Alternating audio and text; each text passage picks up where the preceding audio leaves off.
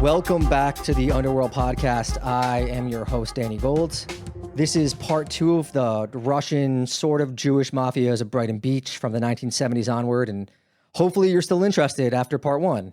We had run through the arrivals in the 1970s and how Brighton Beach built up, the man viewed as the first Russian mob boss, Evsei Agron, Marat Balagula and the fuel taxes, and my man Boris Nayfeld was taken over just as the Russians were starting to make a name for themselves and get a lot of media and law enforcement attention. And that's where we are right now, somewhere in the late 1980s and early 1990s. And for this segment, I'm joined by my friend Michael Weiss, who is editor-at-large at the Daily Beast and the director of special investigations for the Free Russia Foundation. Hey, Danny, thanks for having me on. Yeah, thanks for joining us, man. Were you able to... I can't tell if you had me at either Russian, Jewish, or Mafia, or probably all three, but either any of those would have done for me to RSVP to your invitation. So, yeah, I figured this would be of interest. I mean, were you able to catch up to speed on the first episode and everything going on and all the craziness? Yeah, and there was, I've forgotten a lot of this stuff. I did a piece a couple months ago for the Daily Beast with Casey Michelle, which was really about Trump's ties to some of the colorful characters you talked about in your first, now will do your second episode. So, but yeah, it was sort of like a nice little refresher course on my friend Semyon Mogilyevich, who continues to be like kind of the Rosetta Stone of understanding Russian organized crime and its connections to the current Russian government, and the past Russian government, I should say. But yeah, I'm excited to hear what you have in store for us today. Yeah, I mean, these guys, they're basically the originators of the, quote unquote Russian mafia stories that you hear about New York and America and the expansion and all that. So it's, they started off pretty small time, but I think, as we'll see today, they caught up. So yeah, Boris Nayfeld, who at this point was the young up and coming Russian gangster in Brighton Beach, he comes up with an ingenious way to bring heroin into the U.S. though some say Agron is the one who sort of initiated it before he got killed. But a lot of the heroin coming into the U.S. at this point is coming from the Golden Triangle, which is an area of land that is parts of Thailand, Myanmar, and Laos. Now, obviously, flights from those areas are going to get thoroughly searched, as much as airplanes did in those days, which was, I guess, not that much. But if you've ever flown from Colombia to JFK,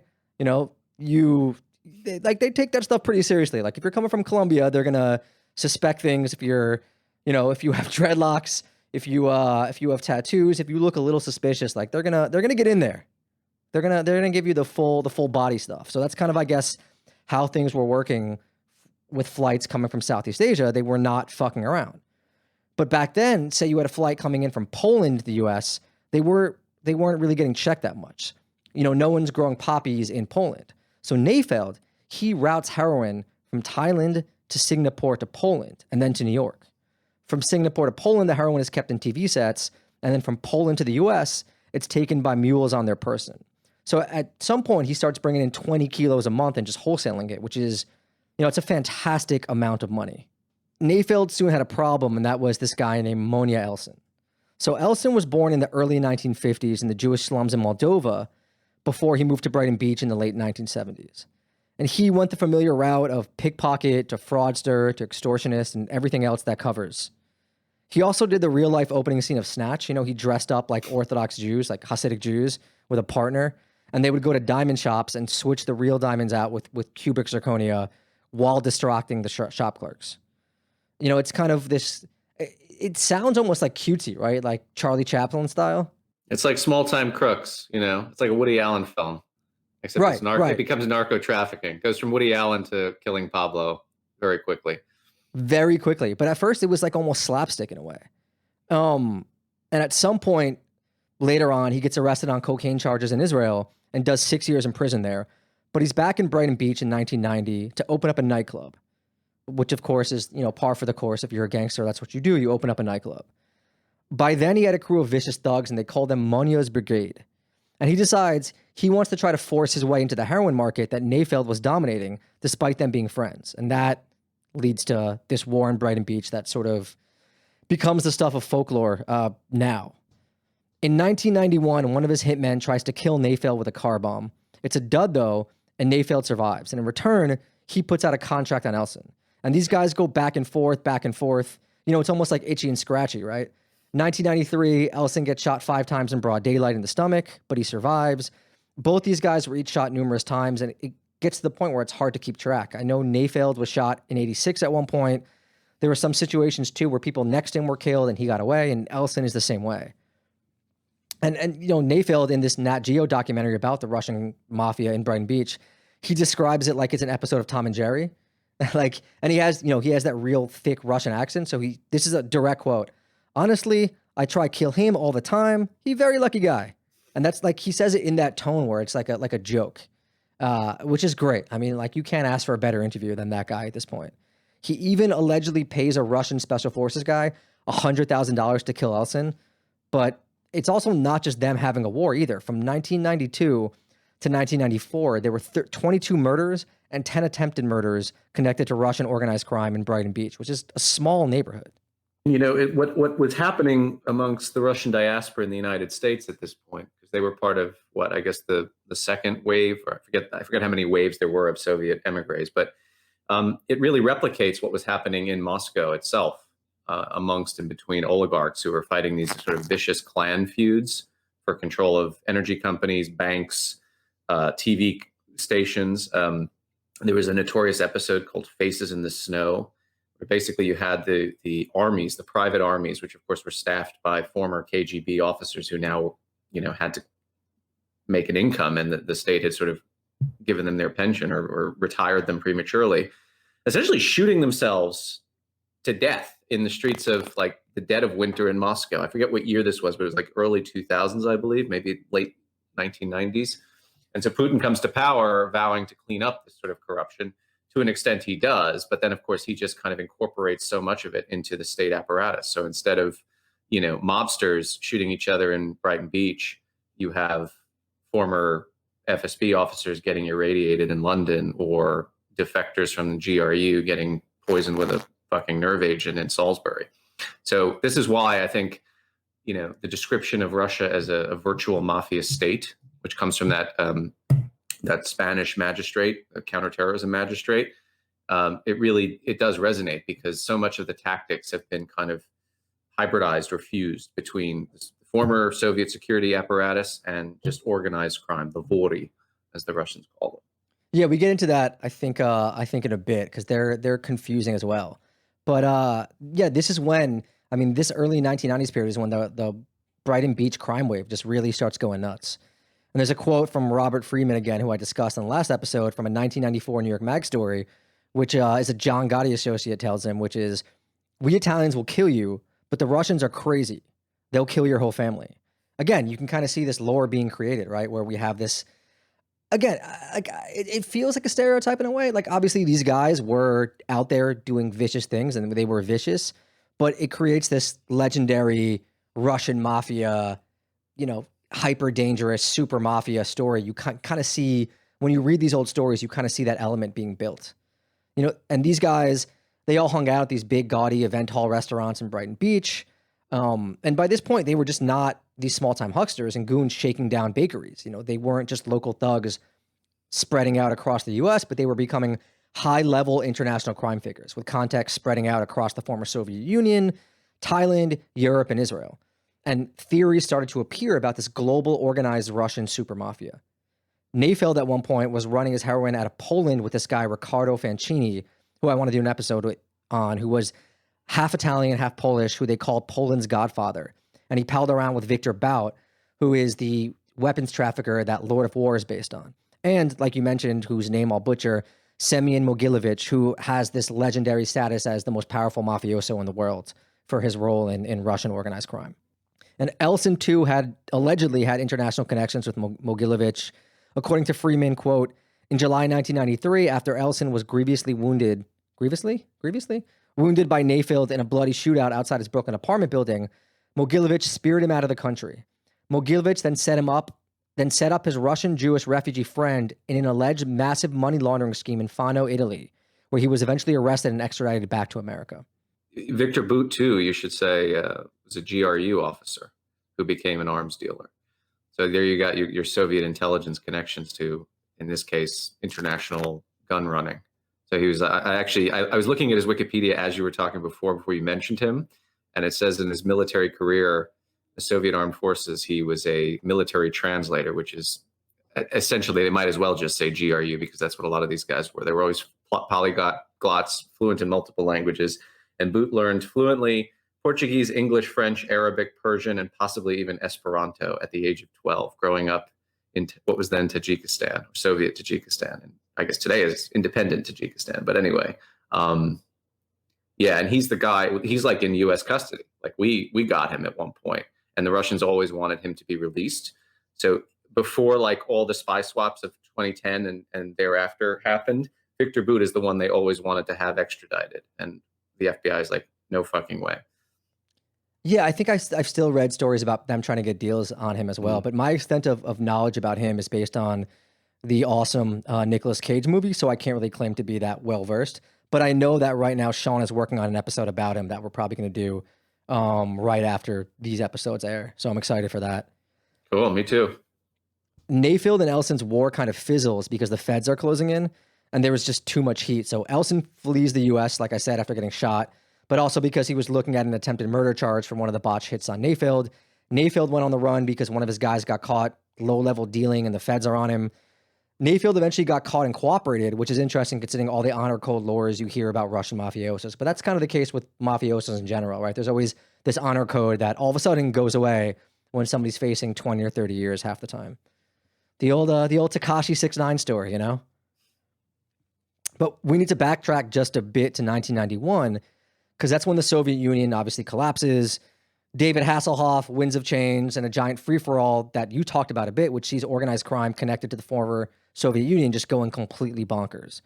Arsenals from these countries start getting moved around. There's all these stories, some might be exaggerated, of mafia selling nuclear weapons and KGB hitmen and Russian special forces guys just going to the highest bidder. The oligarchs emerge, and so do many gangs and gangsters. Russia's interior minister in 1994 estimated that the country went from 785 to 5,700 organized crime groups. The downfall of communism and the state that was basically a mafia itself leaves this vacuum, which is filled by people taking control of all these industries and basically, you know, this birth of insane amounts of oligarchs and organized crime groups. And that's when the second wave that we talked about starts coming into the US and Brighton Beach, which is a whole new set of Russian former Soviet Empire immigrants. A 1999 New York Times article estimates the last big wave of Russian-speaking immigrants arrived in the late 80s and early 1990s after the Soviet Union collapsed. More than 20,000 came to New York in 1992 alone. But these new immigrants were different. They were better educated, had more money, and knew more about the United States. Not all of them were Jewish, and greater numbers of them were illegal immigrants coming in from their now open country on tourist visas and staying. I've seen roughly 250,000 quoted as the number that came over during this period. And yet, not only were the immigrants who came somewhat different, but so were the criminals. The ones coming in now are more violent and better organized than the old-timers, said Jim E. Moody, chief of the FBI's organized crime section in the Times article. They are maintaining links to gangs in Moscow and other places in the old Soviet Union, with money flowing back and forth. Around this time, the Russian mob is hitting like the absolute height of a trend panic story. So in January of 1994, the feds elevate the Russian Mafia to the highest priority. And in May, they dedicate a whole unit to them. Because remember, before, they were focused on Cold War stuff and didn't really pay attention to these guys. So the early 1990s also marks the arrival of a guy known as, and I'm going to butcher the name again, Vyacheslav Kirillovich Ivankov, also known as Yaponchik or Little Japanese, because he had Central Asian features. He was said to be a famed how do I pronounce it? Boris Zakone? How do you say it, Mike? It's a thief in law, basically. So, yeah. Zakone. Yeah. My pronunciation is almost as bad as yours. So don't I'll take yours. I'll take yours over mine. But yeah, thief in law, of which there are actually very few left in Russia, maybe a couple hundred. But they're the legendary Russian criminal figures you've heard about with all the tattoos, telling the stories of their lives, who came up in the gulags and the prisons. They've existed for generations from before even the establishment of the Soviet Union. They started up in prisons during the Tsar days, and they were professional criminals who lived by a code which is way more brutal and serious than, you know, La Cosa Nostra and the Italians. They basically weren't allowed to function in normal society, and they swore to have nothing to do with it. They have their own laws and their own customs. They're also supposed to be the judges of the Russian underworld. They command respect from everyone. And again, not all mafia are vor, right? In fact, very few are. They're kind of a dying breed. There's only a few hundred left of them in Russia alone. And the feds estimated that at max there were 5 in the US at once. But some people even say that the days of the vor are faded. And it's much more now these gangster, bureaucrat, corporate oligarchs who run things in the last couple decades. You know, the guys who own basketball teams and run oil companies and things like that. Actually, you know, a really good film about the Vori is Eastern Promises with Viggo Mortensen. Did you ever see that? Oh, yeah. Oh, yeah. It's a badass movie. I think that actually captures it quite well, including the fact that, you know, Viggo's character he was an FSB officer trying to infiltrate the Russian Mafia, and then he gets his stars and becomes a Russian mobster under deep cover. But yeah, that just atmospherically, I think that really kind of explained it well. Yeah, there's a book that I recently read. I wasn't able to reread it for this.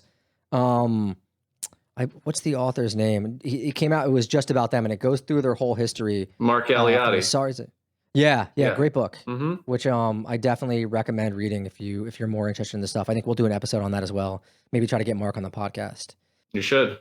I mean, he's one of the foremost experts on Russian organized crime. When this guy Yaponchik shows up, people are terrified. Robert Friedman says he came in with an army of goons, just like former KGB and special forces guys, real killers.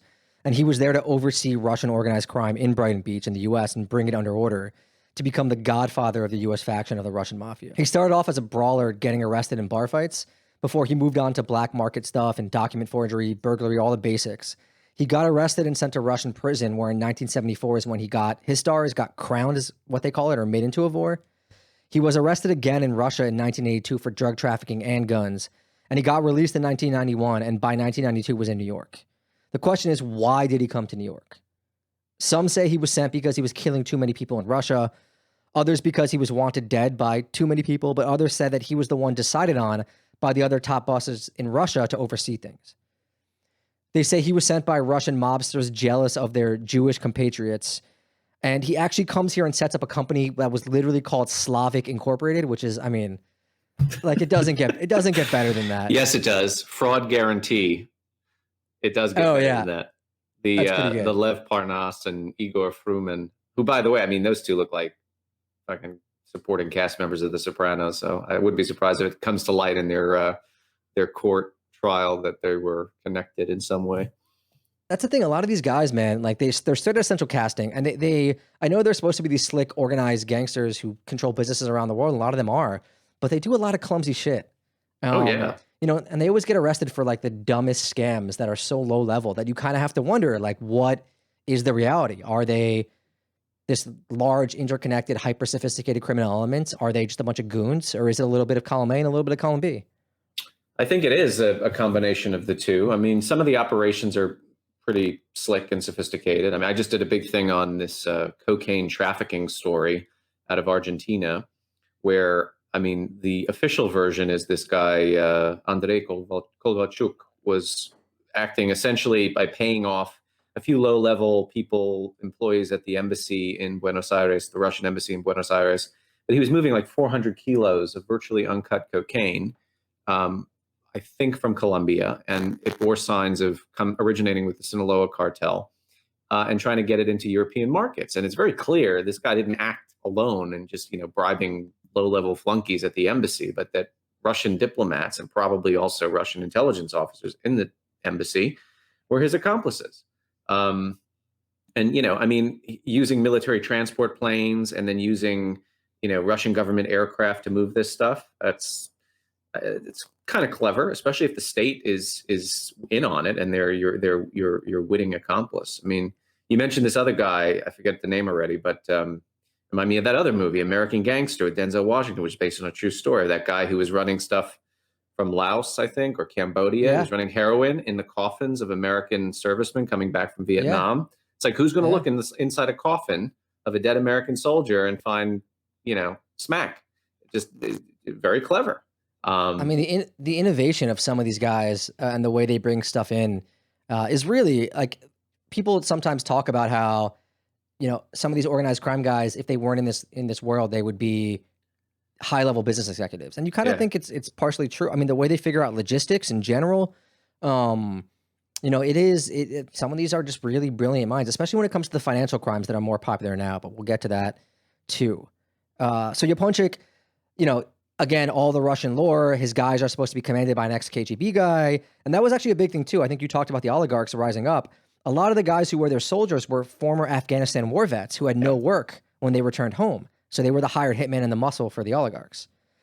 But the reign of this fearsome Yaponchik does not last long. He ends up getting arrested in 1995 for extortion, which, again, kind of lame, all things considered. He got pinched when a banking money laundering pot fell apart, and he tried to extort 2 Russian Americans who went to the FBI. He's convicted in 1996 of extorting these 2 Russian-born Wall Street stockbrokers, and then deported to Russia after a prison sentence in 2004 to face murder charges for killing 2 Turks after an argument in a restaurant. He was acquitted on those charges and assassinated in 2009 in Moscow by someone with a sniper rifle who apparently he had pissed off the wrong Georgian crime boss. So things don't turn out too well for these guys, it seems like most of the time. During his tenure in the mid-90s, a U.S. Senate subcommittee is convened, and there's frightening testimony from a parade of experts on the growing power of the Russian crime syndicates. Alexandre Grant, who's a famous Russian language journo who worked in Brighton Beach and is well connected with all these guys, tells the reporter Scott Anderson that there had been an element of cooperation among the Godfathers, but that it had collapsed beneath the crush of the second wave of immigrants.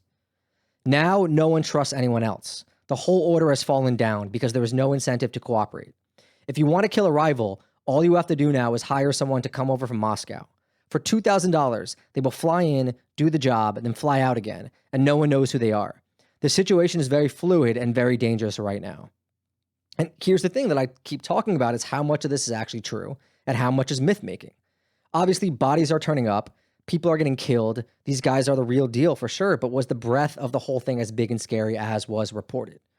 Anderson, in this piece in Harper's he wrote back then where he writes about Yaponchik, he kind of hints that he thinks it's all exaggerated. There's this veteran NYPD detective, a Russian speaker, Peter Grinenko, who you'll see quoted in reports from this time, who basically calls bullshit on the whole thing. Here's a quote from him. "And after every operation, I look at what the newspapers say and I can't recognize it. 2 fuck-ups get arrested at JFK with a couple kilos of heroin, and suddenly everyone's talking about how the Russians are setting up the next Cali cartel. Last year, a dozen guys got busted with some illegal slot machines, and it's the Russian Mafia is taking over the gambling industry." So he actually called the Russian mob a flea on a horse as far as organized crime goes. And again, like I can't suss it out, man. Like it's hard to make heads or tails of the whole thing. Well, it also, I mean, it kind of reflects the broader conversation we're all having about Russia since 2016. Are they really that sophisticated that they could sway or influence an American election? These active measures, whether it's trolls on social media or hack and leak operations via WikiLeaks, seemingly superficially look quite complicated or sophisticated, but when you get to the end results, it seems a bit weird and crude and ineffectual. Like, I mean, I'm sure you read this thing about Peace Data, this left-wing online magazine that was founded by Prigozhin's IRA, Internet Research Agency, and they ended up like hiring a bunch of freelance journalists thinking they were writing, pieces on anti-war activism and so on, and the whole thing turned out to be a Russian front. And nobody had heard of this website until it was exposed by Graphica. And the question is, well, if nobody heard of it, how effective was this operation? But I mean, if you look at the kind of guts of it, they were using AI-generated photographs to pose as American editors and hacks to recruit other Americans, real Americans, to join their operation. So even though it didn't have much of a cultural impact, there was a lot of ingenuity that went into it, right? So it's kind of weird. And I mean, I'm writing a book on the GRU, and this is one of the things I'm having to grapple with. Trying to kill a defector with Novichok, getting caught or getting your picture taken all over CCTV, having your agents or your operatives actually completely exposed and burnt internationally, ratcheting up sanctions as a result of it, and then you don't even kill the guy. Is that a success or is it a failure? Now, you and I would say immediately, probably that looks like a failure to me. But then again, if you're working for one of the Russian intelligence services or you're working for the presidential administration in Moscow, you're going to now think twice about defecting or becoming an informant for CIA or MI6. You're going to be fearful of going to the West because this is the fate that awaits you, right? Dying possibly an agonized death with WMD, not a bullet in the back of the brain or and also killing, in this case, potentially your own daughter. Yulia Skripal, we forget, was also one of the victims of this assassination attempt. So with these mobsters, it's like, yeah, they make these sensationalized headlines for the sheer brutality and the kind of boldness of their operation, but they're not geniuses. They're not strategic masterminds. It's clumsy. It's clumsy a lot too. So Anderson writes about watching Yaponchik's legend grow. In February 1995, the Washington Post put his photograph on its front page and used his story to illustrate the extraordinary growth of Russian organized crime. The following month, CNN joined with an alarming special assignment report on the newcomers to the American underworld, linking the Russians to extortion, prostitution, insurance fraud, guns, heroin, money laundering, murder for hire. At the climactic moment, the old familiar photograph of Yaponchik filled the television screen. Certainly, he's the biggest Russian mafia figure that we've seen or heard of yet here in the United States, DEA Administrator Thomas Constantine told CNN, an analysis reiterated by Alexandre Grant. Ivankov now is number one. And again, Anderson is very skeptical, and he talks about the media circus, but at the same time, they were doing all that stuff. Like, it's documented. Extortion, prostitution, murder, fraud, guns, heroin, all that stuff is like legit. So it's kind of, yeah, man, it's if you look at the FBI file on Mogilevich, going back now decades, when he was still on the FBI's 10 most wanted list, they accused him. I mean, he was convicted, I think, in absentia of a pump and dump stock fraud in Pennsylvania. Yeah. But they accused him of trafficking in weapons, drugs, I think prostitution, but also nuclear materials, right? People forget the Soviet Union collapsed and there was a kind of free for all. I mean, that's what Victor Bout was engaged in, right? Selling not just light arms to conflict zones, but heavy weaponry. I mean, like submarines, frigates on the black market for sale to the highest bidder. And a lot of that too was mythologized and kind of overcooked and becomes lore through popular culture, like the Lord of War, or even the early Pierce Brosnan, James Bond movies. But there is a kernel of truth to this stuff, right? And I mean, look, to my mind, it's like what's interesting about a guy like Mogilevich, who really is the sort of the what do they call it? The capo de tutti capi of the whole operation, and lives freely in Moscow now, even though he's the top Russian mobster, is the connections he made along the way. So like, we have this investigation into Ukrainian-based interference in the forthcoming U.S. election, or rather Russian agents in Ukraine selling shit to Giuliani and to Chuck Grassley and all the rest of it. And a lot of this looks to be somewhat staged, managed, or choreographed by Dmytro Firtash, who's a Ukrainian oligarch very close to Moscow. And if you look at the indictment of him, because he's wanted for extradition back to America, he was once part of Mogilevich's crime family. He was sort of a lieutenant there. And he even admitted to a former U.S. ambassador to Ukraine in a State Department cable that was then leaked by WikiLeaks, that, he was associated with Mogilevich in the 90s because you had to be associated to organized crime in some way in order to make money. But of course, the allegation I kind of buy that. Yeah. I kind of, Yeah, no, it's true. I mean, you could not become a billionaire in that period, or even, a multi-millionaire, without doing some shady, illegal, criminal shit. I mean, it boils down to that. And we're still paying the price for this. I mean, look at the FinCEN files, right? All that money that was laundered. I mean, how much of it originated with organized crime, and how much of that from the former Soviet Union? I mean, I haven't tried to calculate, but I would wager that it's probably a lot. Everywhere, man, everywhere. Anderson goes on to say that there weren't many hard facts he could find on Yaponchik, just stories from the FBI and the Russian Ministry of Information. And yeah, we also have Robert Freeman's work. And honestly, again, who knows? These guys definitely banged it out. There were 65 homicides linked to the battle for Brighton Beach from the 80s throughout the early 90s. And that's a lot of gang murders. And there was that big paper commission too in the early 1990s that involved input from law enforcement groups in New York, New Jersey, and Pennsylvania that concluded the Russian mob wasn't on the same level as the Italians or the cartels, but they could eventually get there, and they were more intelligent than the other crime groups. So were they part of this interconnected global criminal racket, including, the oligarchs and the Russian mob across continents? I mean, probably, but...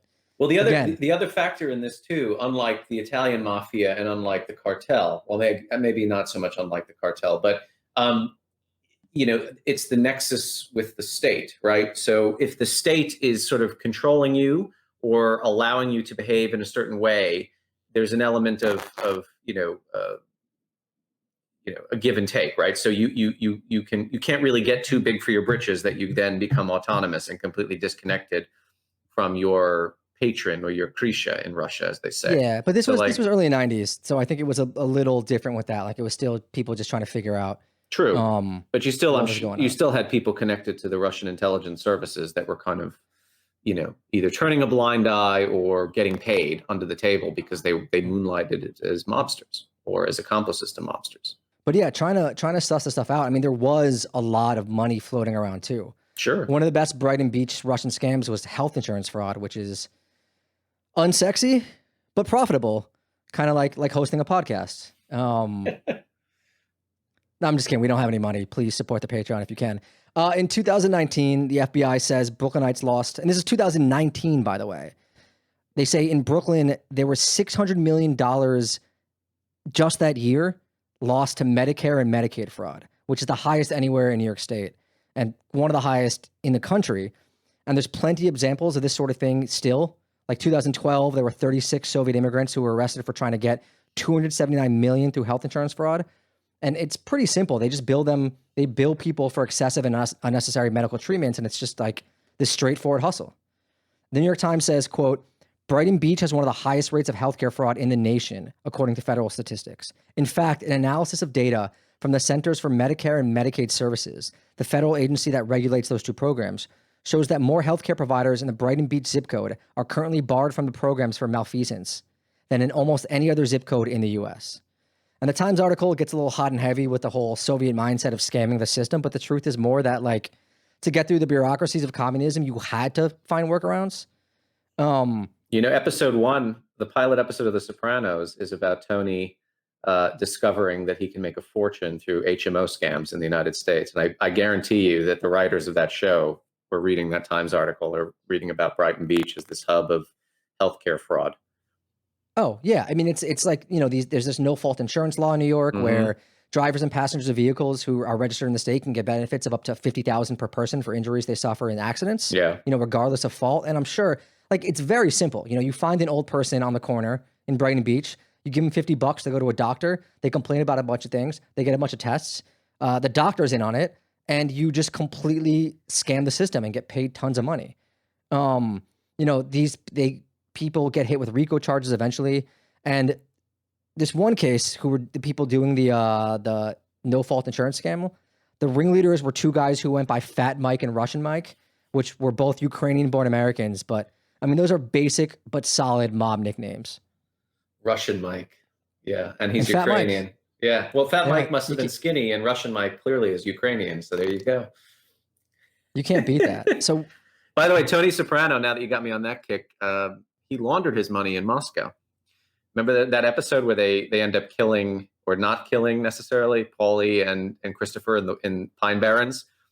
One of the greatest episodes of all time, if not the greatest episode of all time. That was a guy, a Russian Interior Ministry, who fought in Chechnya, and Paulie's line to Tony on the phone is, he was an Czechoslovakian interior designer. Yeah, he was interior decorator from Czechoslovakia. But that whole thing started because they were collecting from that guy, the former Interior Ministry official or officer, because Tony's connected to the Russian mob because he was sending bags of cash to Russian banks in Moscow to keep in reserve. That was his offshore accounts. So the timing is also perfect because that was like early 2000s. So right at the tail end of the Yeltsin period, just as Putin is coming to power.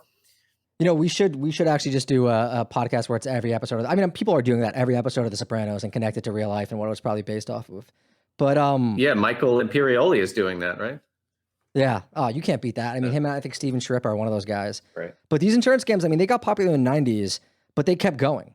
It wasn't like things calmed down in Brighton Beach when it comes to the violence, but one time the feds targeted this place called the Oceana, which is a luxury condo complex in Brighton Beach.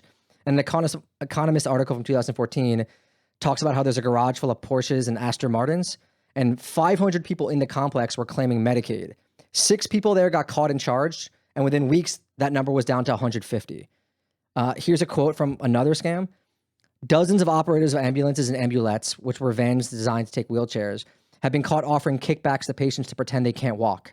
This lets them qualify for emergency pickups, for which the company can charge $400 per patient.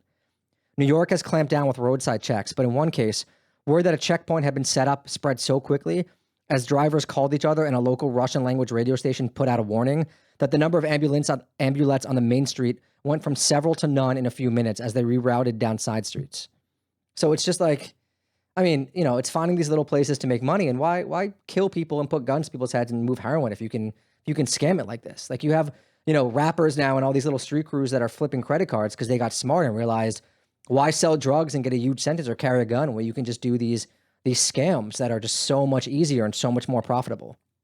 New York Mag called it the Brighton Beach swindle in 1998. And these guys, again, simple scams: open storefront doctor offices, pay people $50 to come in and claim all sorts of ailments and just pretend they had them, refer them to other doctors, get tests they don't need, and just bill the hell out of the government.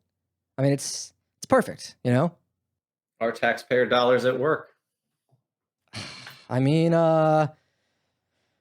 Medicare for all, man. If you could just shut these guys down, we have a lot more money in the system, I'm telling you. But that leads to our last Russian gangster of the night, who isn't as well known as these other guys. He's not a kingpin, but I have to talk about him because he's just fucking hilarious. He has a no regrets tribal tattoo. And this is much later on, but he actually got to start working for Monya Elson in Monya's brigades, doing some Medicaid scams where he teamed up with the Lucchese family. His name is Mani Chulpayev. He's a Bukharian Jew, which is like my barber and all good barbers in New York, and they're a type of Jew from Uzbekistan.